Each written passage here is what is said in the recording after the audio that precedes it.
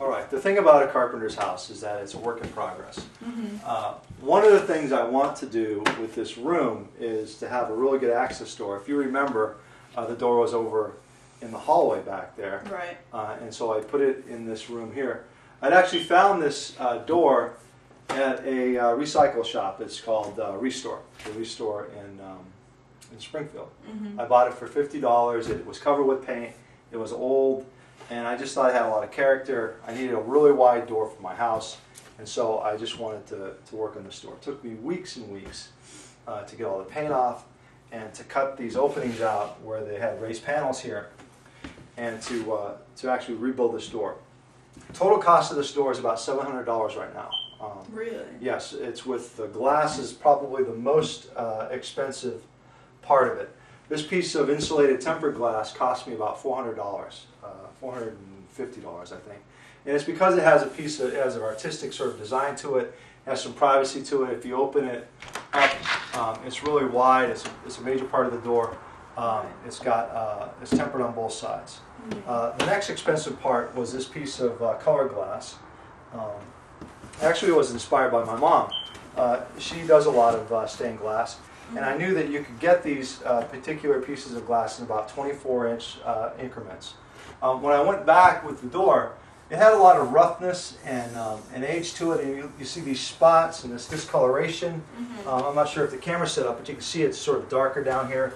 And I thought it was really good. I bought a lot of linseed oil, and the only thing that I did to this door really is coat it with linseed oil for about 4 or 5 different times, and then I let it go. The other part of what I did to this door was I put a Dutchman here, but I left the character here and the holes here because I really thought that they just added a lot of personality to it. One of the things I really like is that it lets the light in, and then it goes with this black wall that I have in my my living room.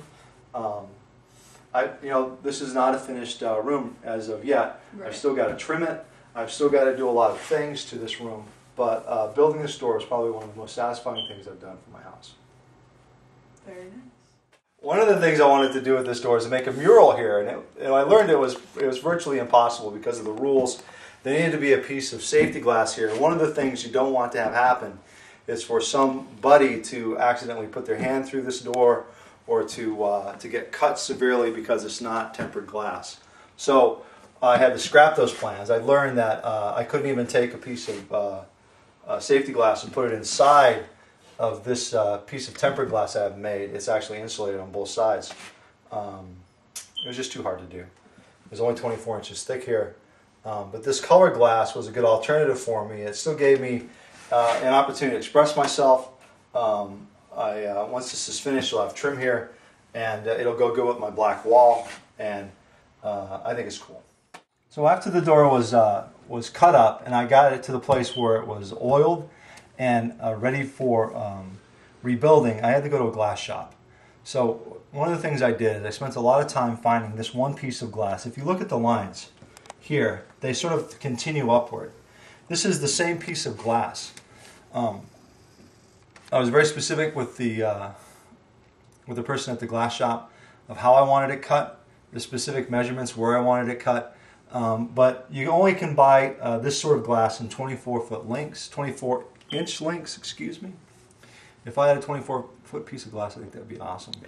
But 24-inch lengths, and then I had a long conversation with the glass shop about safety glass, because you don't want this glass to break, either whether it's kicking it or an errant softball or baseball go through it. It's very important. So it actually has 2 other pieces of glass around it that protect it, so that if something happens to it, that piece of glass will break, and it's held by the film inside of it. I put it all back together. There's a piece of weather stripping here. The old door and the hinges actually go on to a piece of weather stripping around the door. You see that this poplar is actually 2 pieces of poplar array that I ripped out on a table saw and trapped this piece of rubber stripping between so I could hold the heat in. And then I was able to get this threshold, which is in not great shape, but at Home Depot.